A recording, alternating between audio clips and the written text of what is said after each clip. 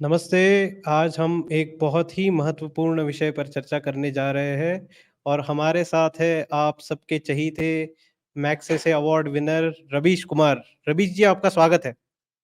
नमस्कार। अच्छा लगा कि संजय जी के जगह पे एक और युवा चेहरा नज़र आ रहा है। अब हम 2 युवा बात करेंगे तो अच्छा तो लगेगा ही।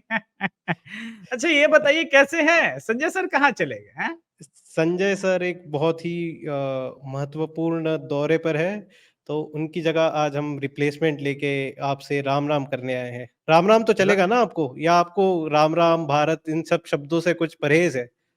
आपको तो पता है मेरे बारे में राम-राम थोड़ा-सा कष्टप्रद लगता है। आप या अल्लाह अल्लाह या अली अली कहते तो ज़्यादा अच्छा लगता है। फिर भी कानों को सुकून मिलता है उससे एक इबादत की जो आप कहते हैं ना इबादत वाली फीलिंग आती है। वो मैं गाना भी आजकल इसी प्रकार के गाता हूँ, दिल मेरा इबादत कर रहा है। खैर जी, जैसा भी है ठीक ही है।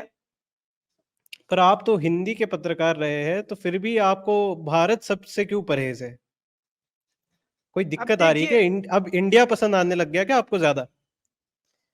पहले मैं हिंदी का ही पत्रकार था लेकिन मेरी आजकल अर्नब गोस्वामी से अंदर-अंदर जो है गुफ्तगू चल रही है। अर्नब गोस्वामी इंडिया बोलता है, इंडिया वांट्स टू नो आपको तो पता है।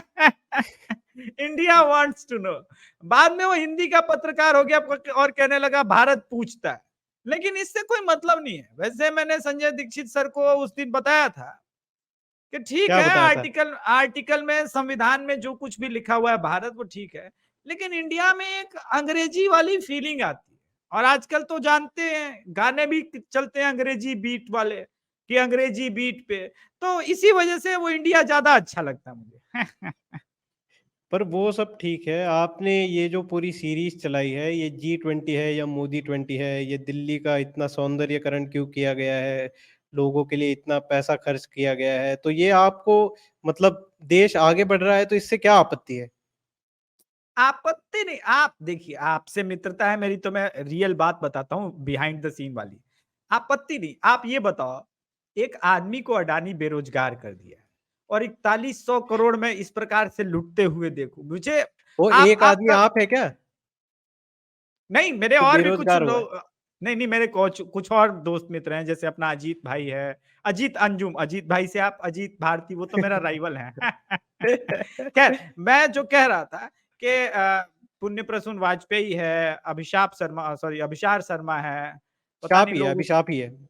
पता नहीं कुछ लोग उसको अभिशाप क्यों कहते हैं लेकिन अभिशार शर्मा है तो इन लोगों ने भी आप देखिए ना कि अपनी नौकरियां खोई हैं तो ये कैसा नया भारत है जहां पत्रकार अपनी नौकरी खो दे रहा है अगर यही आपका नया भारत है तो मैं ऐसे नए भारत को अस्वीकार करता हूँ अरे और पर ये नया 4100 नया करोड़ में भारत हम ये लोग को स्टार्टअप इंडिया मोदी जी का सपना है, तो उस चक्कर में नौकरियां छुड़वा के सबको यूट्यूबर बना दिया, यूट्यूब स्टार बना दिया, और क्या चाहिए?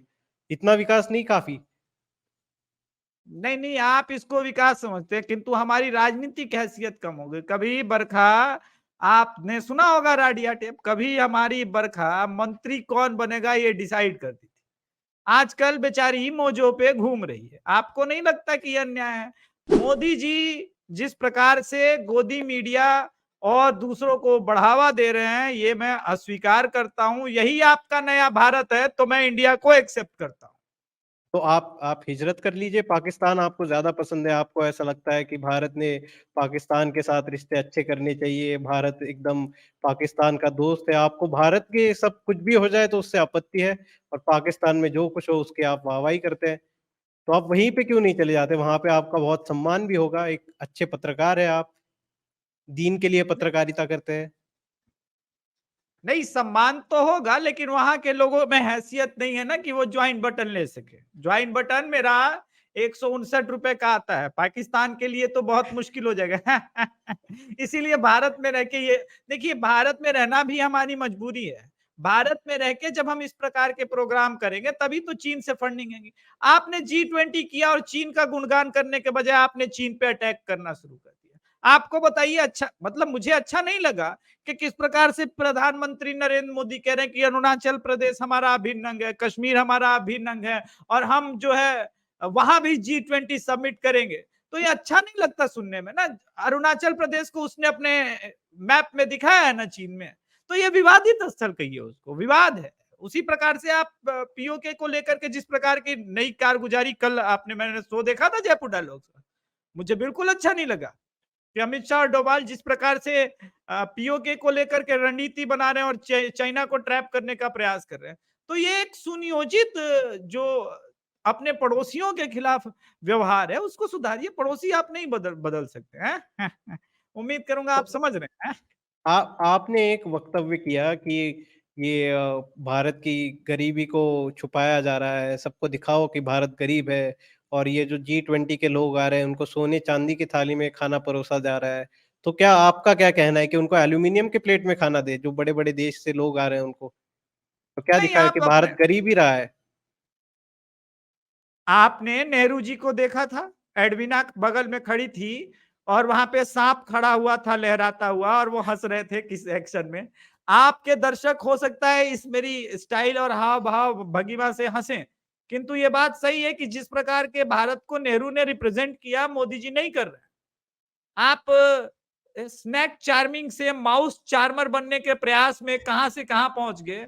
मैंने अभी सुना कि नया वाला एप्पल में नाविक जीपीएस की जगह इंस्टॉल किया गया। आप हाँ, बताइए प्लस मेड इन इंडिया भी है। हाँ, तो आप बताइए कि छाती पे सांप नहीं लौटेगा ये सब बीजेपी के समय हो रहा है तो। मेरा मेरा मैंने कितना सजेशन दिया आपको पता है इंडिया अलायंस को कि चुनाव जीतने के लिए आपको क्या क्या करना पड़ेगा। अब मैं प्रवक्ता की तरह काम कर रहा हूं पत्रकारिता छोड़ करके, और फिर भी नरेंद्र मोदी की जब पूरी दुनिया में वाहवाही होती है तो सांप नहीं लौटेगा अंदर से। मैं आपको अंदर की बात बता रहा हूं, इसको ये नहीं समझिएगा क्योंकि आपसे मेरे अच्छे रिलेशन है तो मैं बता दे रहा हूं, इसको पब्लिश मत कर दीजिएगा। पर आप ये दिन रात ये आलाप लगा रखते हैं कि गोदी मीडिया इन सबको बैन कर देना चाहिए इंडिया अलायंस ने। पर आप जो है आप जाके भारत जोड़ो यात्रा करते हैं, आप ये वक्तव्य करते हैं, और बाकी जो आपके साथी है, अब जो पत्रकारिता में जो सुधीर चौधरी है उन पे केस हो गई तो उस पे आप कुछ नहीं बोलते कि ये फ्रीडम ऑफ स्पीच का कुछ रिस्ट्रिक्शन लग रहा है, या आपके जो दोस्त है ये अभिषेक शर्मा, वो तो समर्थन करते हैं इस बात का कि प्रियंक खड़गे ने बहुत अच्छी ये बहुत अच्छा कदम उठाया है सुधीर चौधरी पे केस करके, और ये हिंदू मुस्लिम नहीं करते रहना चाहिए। तो कभी आप फ्रीडम ऑफ स्पीच के लिए आप मोमबत्ती लेके चलते हैं, कभी आप उसका समर्थन करते हैं ये जो रिस्ट्रिक्शन लग रहे हैं। ये आपका क्या कुछ समझ नहीं आ रहा भारत को। हम जो है हम छोटी बुद्धि, आप जैसे मैगसेसे अवार्ड विनर नहीं है, तो हमको जरा समझाए आपका क्या स्टैंड है इस पर। देखिए, हमारा कोई स्टैंड होता ही नहीं। वामपंथी जनजात दोगले हैं। आपको वामपंथ के बारे में समझना पड़ेगा कि देखिए हमारा कोई स्टैंड नहीं होता। हम कभी भी पलट सकते हो, अपनी ही बातों से पलट जाएंगे। जैसे गौरी लंकेश का, जो कि अपने आप को कहती थी बीजेपी विरोधी पत्रकार, और हमने साबित कर दिया वो पत्रकार है। अब आप बताइए कोई बीजेपी विरोधी पत्रकार है, मतलब वो निष्पक्ष नहीं है, और पत्रकारिता के डेफिनेशन में ही निष्पक्षता आती है।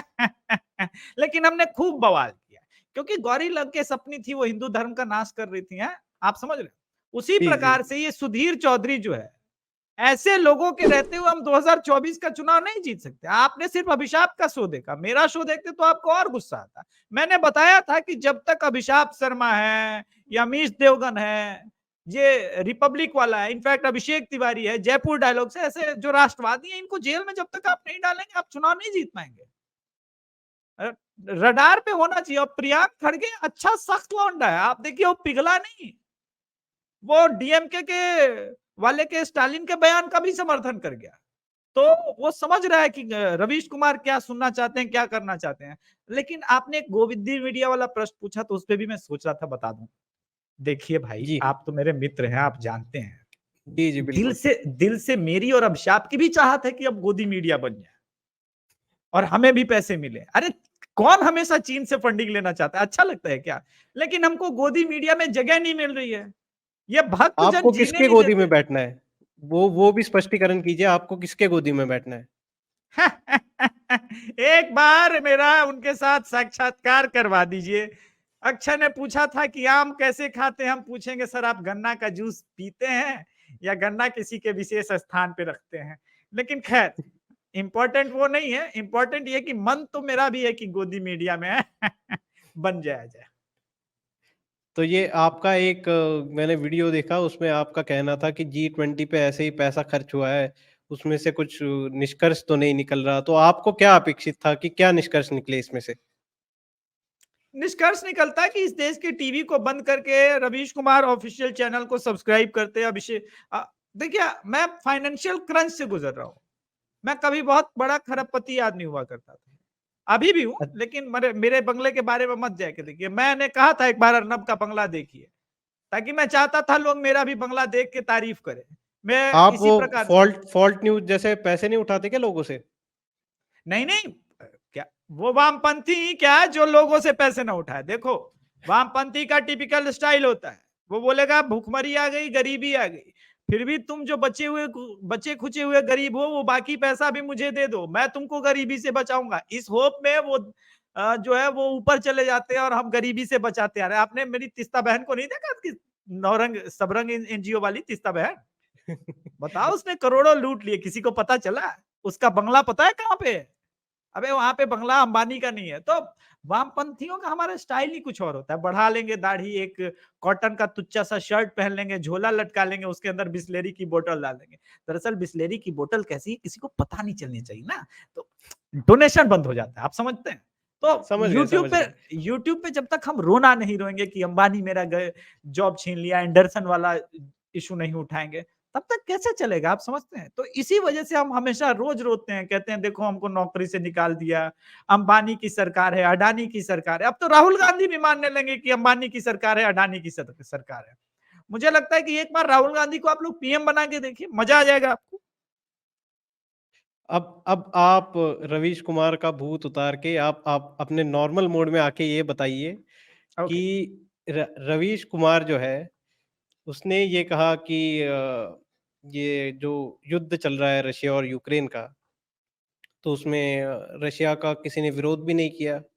तो मतलब इन इन जो वामपंथी लोग हैं, इनको जो अपना बाप है रशिया, जहाँ से इनको फंडिंग आ रही है इतने साल से, अब इनको वहाँ से फंडिंग बंद हो गई, अमेरिकी डीप स्टेट से आना चालू हो गई, तो इनको ये है कि भारत जो है रशिया के सामने सीना तान के खड़ा हो जाए और यूक्रेन के विरुद्ध स्टेटमेंट दे दे। बाकी इनको ये भी प्रॉब्लम हो रहा है कि चाइना ने कैसे समर्थन कर दिया सब चीज़ों का। इस विषय में आपका क्या कहना है? नहीं, मैं बता रहा हूँ, देखिए अभी पिछले 8-10 महीनों में एस जयशंकर ने जो है ना फॉरेन डिप्लोमेसी के डायनामिक्स को बदल के रख दिया। आपको याद हुँ, होगा यूरोपियन यूनियन के स्टेट्स के कुछ पत्रकार थे जिन्होंने बोला कि आप क्यों नहीं रशिया और यूक्रेन के मैटर पे बोल रहे हैं, ये जबकि नाटो का पर्सनल मैटर है। उन्होंने बड़ा हुँ। अच्छा आंसर दिया कि आपको क्यों लगता है कि नाटो के पर्सनल मैटर जो है वो इंडिया के लिए भी मैटर करते हैं? ये आपका आपका बोया हुआ, मतलब आपके द्वारा फैलाया हुआ है ना, तो ये आप निपटो। और रही बात रशिया से, तो आप मुझे ज्ञान नहीं दे सकते, क्योंकि एलपीजी आज भी जो है प्राकृतिक गैस रशिया से सारे यूरोपियन कंट्री ले रहे हैं। मतलब European union, European country, Britain, सभी ले रहे हैं प्राकृतिक गैस, तो वो ठीक है। और भारत ने पेट्रोलियम ले लिया रशिया से, तो वो गलत है। और देखिए, प्रश्न ये है कि इस देश में है वामपंथी जो इस डिप्लोमेसी में वो उन्होंने एक्सपेक्ट नहीं किया था कि इंडिया फॉरेन डिप्लोमेसी में इस हद तक एग्रेसिव नेचर दिखाएगा। जैसे आपने अगर G20 का इंपॉर्टेंट हिस्सा एक और पढ़ा होगा, तो उसमें नरेंद्र मोदी ने पहली बार खुल के बोला कि साउथ चाइना पे जिस प्रकार के अधिकार चीन कर रहा है, वो ठीक नहीं है, और साउथ चाइना सबका है। ये डायरेक्ट चेतावनी है चीन को, और इंडिया ने दिया है, और इंडिया के प्रधानमंत्री बोल रहे हैं। ये बहुत बड़ी बात है, इस पे किसी ने एनालिसिस नहीं किया। ये बहुत डीप कंसीक्वेंस हो सकते हैं, और उसका मैं रिजल्ट एक और बता रहा हूँ। इटली की पीएम आई थी, उनका आप ज्वाइंट ये स्टेटमेंट देखिए। उन्होंने कहा कि वो वन रोड वन कॉरिडोर से वो बाहर निकल गई। कितना बड़ा झटका दिया है। देखिए, इंडिया के पास एक पैसेज है जो सी रूट का, वो बहुत इंपॉर्टेंट है, और वो ही एकमात्र ट्रेड रूट है चीन का। उनको पता है कि आज इंडिया के साथ हमारे रिलेशनशिप खराब हो जाएंगे, तो इंडिया वो ट्रेड रूट बंद कर देगा। तब हमारे पास वन बेल्ट वन कॉरिडोर के अलावा कोई ऑप्शन नहीं होगा। और अब इटली से, ब्रिटेन से झटका लगने के बाद ये अंदर से आप विश्वास कीजिए, चीन के लोग बहुत क्रोधित हैं प्रधानमंत्री पे। उनका लक्ष्य है कि 2024 किसी तरह से नरेंद्र मोदी हार जाए। और अब पीओके को लेकर के जिस प्रकार से चीजें हो रही है, इसमें एक चीज जो आप के एनालिसिस बहुत अच्छा था आपकी टीम का, लेकिन एक चीज और समझना जरूरी है कि पीओके पे इस वक्त फोकस क्यों है। इंडिया भी पीओके को शायद अपने अंदर मिलाएगा नहीं, लेकिन वो चीन के लिए बहुत इंपॉर्टेंट एसेट है पीओके, इसलिए पीओके को पाकिस्तान से अलग करना आवश्यक है। उसको फ्री स्टेट के अलावे बहुत सारी चीजें दी जा सकती है भविष्य में, और उस पे इंडिया का इनडायरेक्टली कंट्रोल रहेगा। कुछ इस प्रकार से चीजें होने जा रही है, और इसको लेकर के चीन और फ्रस्ट्रेटेड है। तो आपने आपको पता है कि ये जो चीनी यूट्यूबर्स हैं, इनको एड मिलती है, इनको फंडिंग मिलती है। अब तो न्यूज लॉन्ड्री का एक एक अकाउंट डिटेल सब सामने आ गया है, चैट सामने आ गया, न्यूज़ तो क्लिक। आपके, हाँ सॉरी, न्यूज क्लिकिंग इनका, तो पता चल गया है, तो समझ में आ रहा है। लेकिन आप ये देखिए कि ये किस प्रकार के, मैंने कहा था ना जब रवीश के टोन में था कि हम दोगलों का कोई स्टैंड नहीं होता। जो लोग न्यूज क्लिकिंग इनके साथ एडिटर्स गिल्ड खड़ा था, वो एडिटर गिल्ड सुधीर चौधरी के साथ खड़ा नहीं है, और वो भी तब जब सुधीर चौधरी अरुण पुरी के अम्ब्रेला के नीचे काम कर रहा है। आप सोचिए कि हम और आप कहां हैं, और कितना ज्यादा इन्फ्लुएंस है इनका। तो जो एक वास्तविकता है ना इस देश की, वो वामपंथ अधूरा दिखाता है, और किस प्रकार से काम करता है वो ज्यादा रिफ्लेक्ट करता है मुझे लगता इनका और एक ये कहना था कि जो इंडिया अलायंस है, ये खास कर से ऐसे पत्रकारों के पास ना जाए जो भारत के समर्थन में हैं, जो सरकार की तारीफ करते हैं। तो ऐसे 30-35 जो है एंकर्स या न्यूज़ चैनल, जिसमें रिपब्लिक है, टाइम्स नाउ है, आज तक है, तो ऐसे सब चैनल्स को इंडिया अलायंस बॉयकॉट करे। तो इनका क्या मतलब है? जैसे इंदिरा गांधी को कमिटेड ब्यूरोक्रेसी चाहिए थी, वैसे इनको कमिटेड मीडिया चाहिए कि जो बस कांग्रेस की ही तारीफ करते रहे, बाकी गवर्नमेंट ने कुछ अच्छा भी किया तो उसकी तारीफ ना करे। है। एग्जैक्टली और देखिए, इंदिरा गांधी, मैं हमेशा कहता हूं पत्रकारिता कभी भी निष्पक्ष नहीं रही है। एन राम से लेकर के खुशवंत सिंह या कुलदीप नैयर, बहुत सारे लोग तो 1984 के बाद थोड़ा बहुत बदले भी थे, लेकिन आप देखिए ना, हिपोक्रेसी किसको कहते हैं। कुलदीप नैयर के सामने भिंडरावाले का इंटरव्यू हुआ था, और किसको, अकाली को हटाने के लिए और पंजाब में अनरेस्ट लाने के लिए। फिर भी इस देश का एक मीडिया लिखता है ना कि उन्होंने देश के लिए शहादत दे दी, लेकिन आपने बनाया तो बम आप ही ने था ना। उसी प्रकार से जो कमिटेड मीडिया है, ये शुरू से ही राहुल गांधी और इंदिरा गांधी के लिए थी। शेखर गुप्ता जैसे वरिष्ठ पत्रकार जब ये कहते, इंटरव्यू के समय पूछ रहे थे कि आप दाल चावल खाती हैं, मतलब रवीश कुमार को इस बात से तकलीफ है, क्योंकि अक्षय कुमार तो पत्रकार नहीं था, लेकिन उसने ये पूछ ली कि आप आम खाते हैं, तो तकलीफ है। अरे भाई, तुम्हारे आध्यात्मिक गुरु हैं शेखर गुप्ता, तुमने पत्रकारिता उनके अंदर ही सीखी, और उन्हीं का स्टाइल है तुम्हारे अंदर, और वो सोनिया गांधी से पूछ रहे थे आप दाल चावल बनाती हैं। इसका क्या मतलब था? देखिए, कमिटमेंट इस हद तक था पत्रकारिता जगत का कि 26/11 एक आरएसएस की साजिश है, वो पूरा अजीज बर्नी बर्नी का किताब पर कवर ही नहीं करा, तो उस पर डिबेट करा के पूरा गोल पोस्ट शिफ्ट करने का प्रयास किया था। इससे अधिक कमिटमेंट का क्या उदाहरण दे सकता हूं? जो प्रसार भारती के टेप चुरा करके मीडिया संस्थान बना एनडीटीवी, वो 2008 में राष्ट्रपति भवन में अपना 25वां सालगिरह मना रहा है। इससे अधिक कमिटमेंट का उदाहरण आप क्या चाहते हैं? तो कमिटमेंट मीडिया तो चाहिए ही चाहिए। इनको और इस बात से भी दिक्कत है कि मोदी ने G20 के समय, ये जो उदयनिधि स्टालिन का बयान था सनातन धर्म के विरोध में, तो मोदी जी ने कहा सारे मंत्रियों को कि इसका मुंह तोड़ जवाब दे, आक्रामक होकर इसका समर्थन करे, इसका विरोध करे, सनातन धर्म के विरोध में जो भी इनका बयान है इसका। तो इस बात से भी ये रवीश कुमार या बाकी जो पत्तलकार गैंग है, इनको उससे भी दिक्कत है कि आप ये G20 के वक़्त भी आपको ये सनातन धर्म के बारे में क्यों इतना विशेष प्रेम आ रहा है? 4 दिन ये तो छोड़ देते, इसके बाद कर लेते अपनी राजनीति। देखिए, इसका उत्तर मैं अभिषेक तिवारी बन के ही दे सकता हूँ। मैं प्राउड सनातनी हूं, आप भी प्राउड सनातनी हैं। क्या हम और आप, या भारत का कोई भी प्राउड सनातनी, एक क्षण के लिए भी अपने धर्म को छोड़ सकता है? ऋषि सुनक आया इस देश में, आपने देखा, पूरे भारत ने देखा, पूरे विश्व ने देखा कि मंदिरों के प्रति उनका क्या समर्पण रहा है। कैसे अभी आपने देखा होगा, राहुल, केएल राहुल जो क्रिकेटर है, उनका वायरल हो रहा है कि वो भी मंदिर गए हुए थे। तो कोई अपना धर्म क्यों 1 सेकंड के लिए भी छोड़े? आप ये बात इस्लाम से कैसे इस मुसलमानों से कह सकते हैं कि क्या आप 4 दिन के लिए इस्लाम त्याग नहीं पाए, डोनाल्ड ट्रंप आ रहा था तो? तब तो आपने नहीं कहा था ना, तब तो दिल्ली जलने दिया आपने। और दिल्ली जलने के बाद आपकी पत्रकारिता क्या कर रही थी? कि ये शाहरुख नहीं अभिषेक है। आपने प्रयास तो पूरा किया था।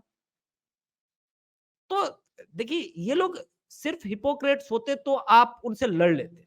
मैं बार-बार रवीश कुमार से कहता हूँ कि यार इतना क्या करना है? मैं स्वयं हमें हमेशा कहता हूँ कि मैं निष्पक्ष नहीं हूँ। धर्म युद्ध जहाँ होता है वहाँ आप निष्पक्ष नहीं रह सकते।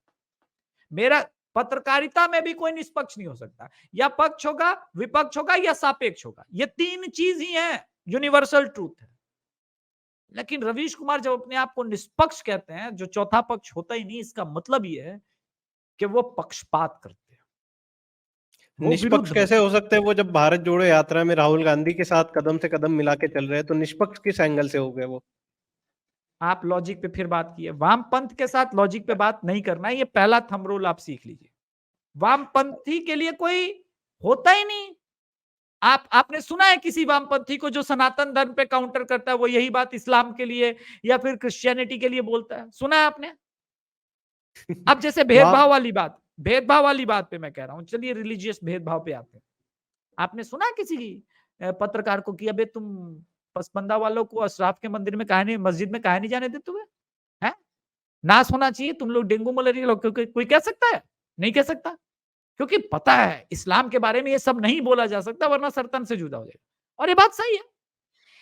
किसी भी रिलीजन के बारे में जब नहीं बोलना चाहिए, जब आप इस्लाम के बारे में नहीं बोलते, क्रिश्चियनिटी के बारे में नहीं बोलते, तो आप सनातन धर्म को एक साथ ऐसे क्यों जोड़ते हैं? लेकिन इनको पता है कि देखो, पता है मुसलमानों का वोट साथ में मिल जाना है, हिंदुओं का वोट साथ में मिल जाना है, सॉरी, हिंदुओं का वोट डिवाइडेड मिलना है, क्रिश्चियन डिवाइडेड का वोट, जातियों में हाँ, बांट कर, कौन हाँ, जात?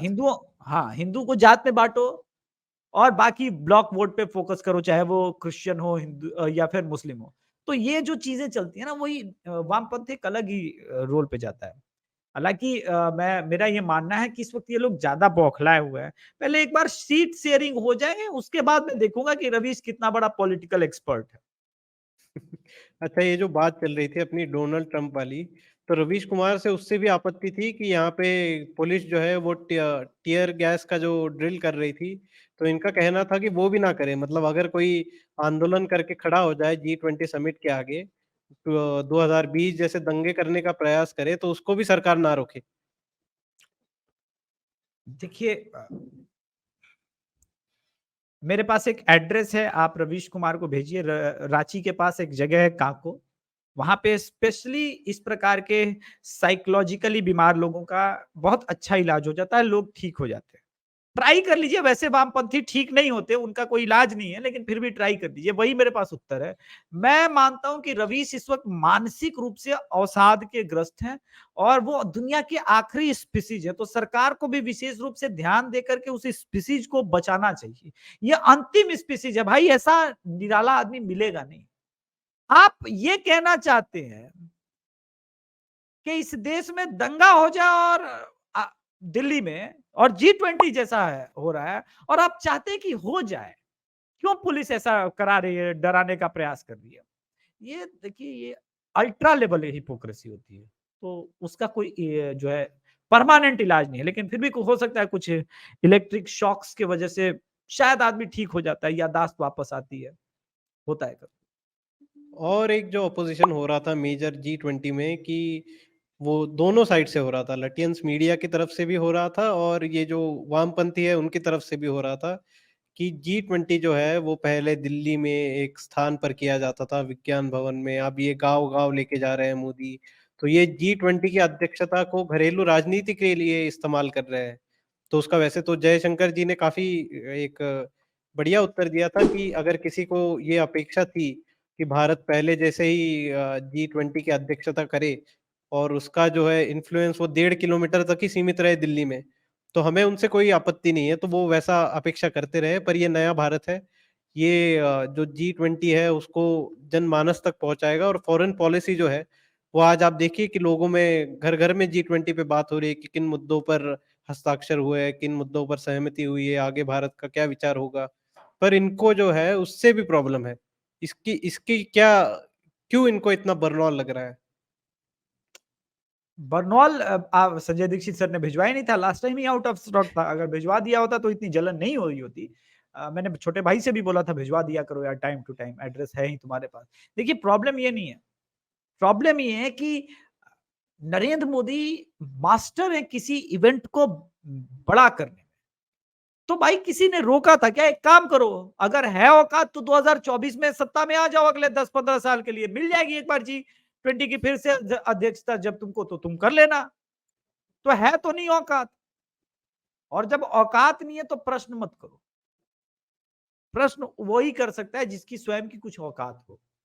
और मुझे लगता है कि रवीश कुमार जैसे फ्रस्ट्रेटेड यूट्यूबर पे इस वक्त समय जो है व्यतीत करना पड़ेगा, क्योंकि वो एक्सपोज करना भी जरूरी है, वरना लोगों को ब्रेन वॉश करता है। लेकिन सरकार अपना समय व्यतीत करने पे बिल्कुल ध्यान नहीं दे रही है। हमारी तो मजबूरी है, क्योंकि जिस प्रकार का मास लेवल का प्रोपोगेंडा वहां से चल रहा है, आप देखिए कि एक प्रोपोगेंडा शुरू हुआ और सुधीर चौधरी पे एफआईआर भी होगी। ये मामूली बात नहीं है, कांग्रेस उनकी सुनती है। तो उनको पता है कि दरबारी मीडिया बनने का फायदा क्या है, डायरेक्टली पावर के साथ उनका कनेक्शन हो जाता है। जी। ये और एक जो मुद्दा था कि भारत ने जैसे G20 का इस वर्ष की एक थीम थी वसुधैव कुटुंबकम। तो इन सारे वामपंथियों का ये कहना था कि वसुधैव कुटुंबकम क्यों? तो आप देश को तो एक साथ लेके चल रहे हैं, मतलब दुनिया को तो एक साथ लेके चल रहे हैं, पर देश बटा हुआ है और ऐसा लग रहा है कि देश का एक ही मुखिया है, मोदी जी। तो सारे जगह मोदी जी के बैनर लगे हुए हैं। तो ये इस पर आप जरा प्रकाश डालें कि मोदी जी के बैनर लगने चाहिए या नहीं लगने चाहिए? नहीं, इनका कहने का मतलब था कि वसुधैव कुटुंबकम जो है सनातन के डीप रूट को प्रेजेंट करता है। आप खुशामदीद करते हुए भी ऐसे कर सकते हैं। देखिए सबसे ज्यादा तो जली है कि जब जवान पे हम लोगों ने इतना प्रचार कराया था रवीश कुमार की पूरी टीम ने, और शाहरुख खान G20 के सक्सेस को लेकर के ट्वीट कर रहे हैं, तो आप अंदाजा लगा सकते हैं कितना भारी डिमांड में है बरनौल। देखिए प्रॉब्लम कहाँ है और कहाँ नहीं है। नरेंद्र मोदी जब भी कुछ करेंगे प्रॉब्लम है, और जब तक नरेंद्र मोदी सत्ता से हट नहीं जाते तब तक प्रॉब्लम है। हाँ, एक बार गाय वाला आएगा वो सब ठीक कर देगा, क्योंकि ये जितने कीड़े मकोड़े हैं ना, इनका अलग ही उनके पास, इनका अलग इलाज है वो। आप देख गाय लीजिएगा वाला तो इनमें चलता ही नहीं। वो कह रहे थे ना सबा नकवी वगैरह कि ये हम्म, देश गाय से नहीं चलेगा, गाय और राम से ये देश नहीं चलेगा। तो उनको तो बिल्कुल ही अपेक्षा नहीं है कि गाय वाला इस देश पर राज करे, हुक्म करे। अपेक्षा तो चाय वाले की भी नहीं थी। देखिए इस देश का अब हिंदू बहुत, इस देश की राजनीति ने सह लिया, देख लिया कि इस देश का मुसलमान तय करेगा कि सत्ता में कौन बैठेगा। वो समय बदल गया है। अब समय यह है कि इस देश का हिंदू तय करेगा, निर्णय लेगा कि इस देश की राजनीति कौन चलाएगा, क्योंकि हिंदू बहुसंख्यक है और ये होना भी चाहिए, बहुत पहले हो जाना चाहिए। लेकिन हिंदुओं को विभाजित कर करके हिंदुओं को 8 क्लास सिटीजन बना दिया कांग्रेस ने, और अब हिंदू जो है वो जागृत हो चुका है, और जागृत हो चुका है तो वो सोने को भी तैयार नहीं। और मुझे लगता है कि आने वाले 20 सालों तक फिलहाल मुझे कोई कांग्रेस का भविष्य, वैसे तो पॉलिटिक्स में कुछ भी परमानेंट नहीं होता, लेकिन जो लाइन एंड लेंथ है ना इनकी, वो बताता है कि नहीं, ये खुद भी जीतना नहीं चाहते। वरना आप समझ सकते हैं कि कोई भी मैच्योर अलायंस कैसे ऐसा कह सकते हैं कि हम सनातन का विनाश कर दें, जहां की मेजॉरिटी पॉपुलेशन सनातनी हो। तो आप स्वयं जब चुनाव नहीं जीतना चाहते हैं तो आप बहुत सारी चीजें कर सकते हैं। लेकिन इनको लगता है कि हमने बजरंग दल को गाली देकर के कांग्रेस ने कर्नाटक में चुनाव लड़ लिया और जीत लिया तो पूरा देश भी इसी प्रकार से चलेगा। तो ऐसा होता नहीं है, वहां पे कई और कारण थे, कई और फैक्टर्स थे। मुझे लगता है कि रवीश कुमार जैसे पॉलिटिकल एनालिसिस करने वालों को एक बार प्रशांत किशोर से भी मिल लेना चाहिए, जिसने जदयू को मात्र 4 लोकसभा सीट देने की भविष्यवाणी की, और ये कहा है कि मैंने लाइफ में एक बार पहले बंगाल को लेकर के भविष्यवाणी की थी कि बीजेपी 100 सीट नहीं जीतेगी। अब दूसरी भविष्यवाणी कर रहा हूं कि जदयू 4 से अधिक लोकसभा सीटें नहीं जीतेगी। इसके बाद भगदड़ मचा हुआ है। तो ऐसा होना चाहिए, ठीक है जो कर रहे हैं।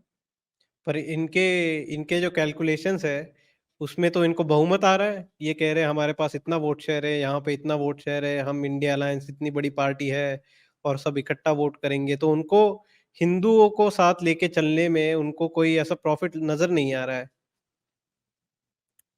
देखिए, एक एक इसका बहुत साधारण उत्तर है। अगर टेक्निकली देखें मुसलमान, जाटों और यादव वोट और प्लस रालोद का वोट मिला करके 2019 के लोकसभा चुनाव में इनका वोट शेयर 46-47% होना चाहिए था। मिला क्या? नहीं मिला ना। नहीं। राजनीति में 2 इज इक्वल टू 2 होता ही नहीं है। वो 24 भी हो सकता है, 22 भी हो सकता है, 0 भी हो सकता है, -2 भी हो सकता है। वो राजनीति अलग ही चलती है। तो ये कास्ट के जिस भरोसे बैठे हैं, मैं बिहार में रहता हूँ तो मैं जानता हूँ, मैं कई कुर्मी भाइयों से मिलता हूँ, वो गाली देते हैं नीतीश कुमार, बोले पागल है क्या? नरेंद्र मोदी को वोट करेंगे। तो वो तो और ये नरेंद्र तो मोदी को वोट कर रहे हैं। यूपी में भी देख लिया है इन्होंने, एसपी कांग्रेस का देख लिया, एसपी बीएसपी का अलायंस देख लिया। कहाँ इनका वोट शेयर एक हुआ? मैं वही कह रहा हूँ कि ऐसा होता नहीं है। देखिए, मैं एक लॉजिकल इसका कारण बताता हूँ। मान लीजिए किसी समय में किसी एक दलित ने किसी यादव के ऊपर एससी एसटी एक्ट के अंदर केस लगाया हो। अब ऊपर में दोनों लोग मिल गए हैं, ठीक है। मायावती और अखिलेश यादव मिल गए। पर नीचे की वो जो राइवलरी है, वो समाप्त नहीं होगी। और ये आपने ही क्रिएट किया है। समाज को समाज से इसी जाति वैमनस्यता को बढ़ा करके आपने ही तोड़ा है वो समाज। अब वो कोई भी समाज जो है वो एक्सेप्ट नहीं कर रहा है। ना कोई है, ना कुर्मी है, वो यादव को एक्सेप्ट नहीं कर सकता वर्चस्व पे देखते हुए। यहाँ यादव उनको एक्सेप्ट करने को तैयार नहीं है। बीजेपी एक ऐसी पार्टी है जो इंक्लूसिव हिंदुत्व की जो पॉलिटिक्स करती है, तो उसकी वजह से बहुत सारे लोग जो कास्ट से दूर हुए थे वो जुड़ गए हैं, लेकिन वो बीजेपी के लिए जुड़े हैं। ये बात जब तक ये वामपंथी मीडिया को समझ में आएगा, मुझे लगता है तब तक 2024 का चुनाव बीत भी चुका होगा। अच्छा, एक नई ये आई है इंडिया अलायंस की लिस्ट, जिनको वो बॉयकॉट करने वाले हैं। अदिति त्यागी, अमन चोपड़ा, अमीश देवगन, अर्नब गोस्वामी, अशोक श्रीवास्तव, चित्रा त्रिपाठी, सुशांत सिन्हा, सुधीर चौधरी, शिव अरूर, रूबिका लियाकत, प्राची पराशर, नाविका कुमार, गौरव सावंत। तो सारे ही जो मेन स्ट्रीम चैनल्स हैं उनको ये बॉयकॉट कर रहे हैं। तो ये जाएंगे कहाँ इंटरव्यू देने? एनडीटीवी पे या रवीश के रविश यूट्यूब पे? रविश का यूट्यूब ध्रुव राठी को देंगे। वो एक और आता है बनर्जी है कुछ नाम है, इस प्रकार के लोगों को वो दो इंटरव्यू देंगे। अजीत अंजुम को देंगे, दरअसल सत्य हिंदी, असत्य हिंदी वालों को देंगे। इनका रोज का ग्राफ निकलता है। असत्य हिंदी वाले कभी कहते हैं कि बिहार में 5 सीटें जीतेगी बीजेपी, कोई 8 सीटें देता है। तो आप अगर आप रियल में कंटेंट कॉमेडी देखना चाहते हैं कि कोई पॉलिटिकल एनालिसिस करने वाला किस अव्वल दर्जे का बेवकूफ हो सकता है, तो आप एक दो बार वहां भी जाके देखिए, आपको आनंद आएगा। अगर आप 5 मिनट से अधिक टिक गए, तब तो भाई आपका, मैं बहुत मानूंगा कि आप धैर्यवान पुरुष है, वरना आप बीप बीप करते हुए बाहर निकलोगे। तो ऐसे लोगों को इंटरव्यू दीजिए, क्योंकि ये भी यही चाहते हैं कि कांग्रेसी ये रिकॉग्नाइज करे कि we are the actually originally media player. और ये सब जो है, ये तो डिजिटल मीडिया वाले फर्जी हैं। असली मीडिया वाले तो हम ही हैं, हमारा ही रोला है।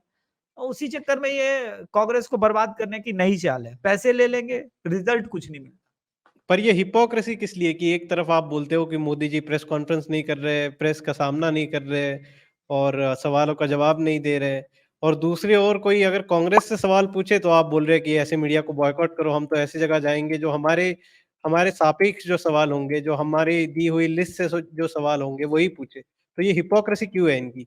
अगर मोदी जी के आपको प्रेस कॉन्फ्रेंस की आपको एक्सपेक्टेशन है कि मोदी जी सामने आए, प्रेस कॉन्फ्रेंस करे, तो आप राहुल गांधी से भी वो अपेक्षा क्यों नहीं करते कि कांग्रेस के नेता भी जाए, प्रेस कॉन्फ्रेंस करे और सामने बैठ के जो सवाल है न्यूज़ एंकर्स के, उनका जवाब दे? पहली बात कि आप कह रहे हैं कि हिपोक्रेसी क्यों? भाई हिपोक्रेट है तो हिपोक्रेसी ही करेगा। दूसरी बात, राहुल गांधी प्रेस कॉन्फ्रेंस करेंगे और कमिटेड मीडिया के आगे, तो उसका भी कोई मतलब नहीं बनता। तीसरी बात, आप क्यों चाहते हैं नरेंद्र मोदी प्रेस कॉन्फ्रेंस करे? वो सारे सवालों का उत्तर तो किसी न किसी मंच के थ्रू हमेशा ऐसे ही देते रहते हैं। वो मानते हैं कि इस देश की मीडिया इंडिपेंडेंट नहीं है। इनको क्यों दूं भाई इंटरव्यू? इनको मैं क्यों इंटरव्यू बोल रहा हूं? इनको प्रेस कॉन्फ्रेंस में क्यों बुलाऊं? लॉजिक नहीं बनता है ऐसे लोगों का। आज सोशल मीडिया का युग है, ट्विटर से लेके हर जगह तो रिप्लाई चल ही रहा है सरकार का, सरकार दे ही रही है। आप मोदी से क्यों चाहते हैं स्पेसिफिक? क्योंकि आपको लगता है आप परंपरागत रूप से गांधी नेहरू परिवार के गुलाम है, तो आप उखाड़ लेंगे कुछ? अरे बड़े बड़े लोगों ने कुछ उखाड़ने का प्रयास किया, कुछ नहीं उखाड़ पाए। 2024 में भी आप नहीं उखाड़ पाएंगे, मैं लिख के देता हूं। तो आपसे आखिरी सवाल रवीश कुमार के मोड में, कि as Ravish Kumar, as neutral journalist, आप भारत का भविष्य या अगर मैं कहूँ इंडिया का भविष्य आपके लिए, आप कैसे देखते हैं इस मोदी के युग में? आपने कहा Ravish Kumar as a neutral journalist. ये सुन के ही मुझे बड़ी खुशी मिली। नहीं, अच्छा लगता है सुन के जब आपको कोई निष्पक्ष कहे। मन में भावना आती है कि ये हद दर्जे का बेवकूफ आदमी है। लेकिन देखिए, आपने कहा भारत का भविष्य। रवीश कुमार के नजर में देखिए हमारे पास कंटेंट मिलता है। मैं अंदर से दिल से यही चाहता हूँ मोदी जी जीते, क्योंकि अगले 5 साल हमारे पास यूट्यूबर के पास कंटेंट रहेगा। राहुल गांधी पीएम बन जाएंगे तो कंटेंट ही कहाँ रहेगा भाई। आप भी जानते हैं कंटेंट कंटेंट किंग है मोदी जी। और इस वक्त जो यूट्यूबर है वो कम्युनिटी हमेशा यही चाहेगी कि अगले 5 साल भी हमें कंटेंट मिलता रहे। धन्यवाद। धन्यवाद, आपका बहुत-बहुत धन्यवाद रवीश जी। आप हम जैसे जिनको आप कहते हैं हिंदुत्व चैनल, ऐसे चैनल पर आप आकर आपने हमें इंटरव्यू दिया, इसके लिए आपका बहुत धन्यवाद। जय हिंद, वंदे मातरम, जय श्री राम। जय हिंद, वंदे मातरम, जय श्री राम। मैं भी जयपुर डायलॉग्स पे आया हूं तो ये नारा लगा देता हूं।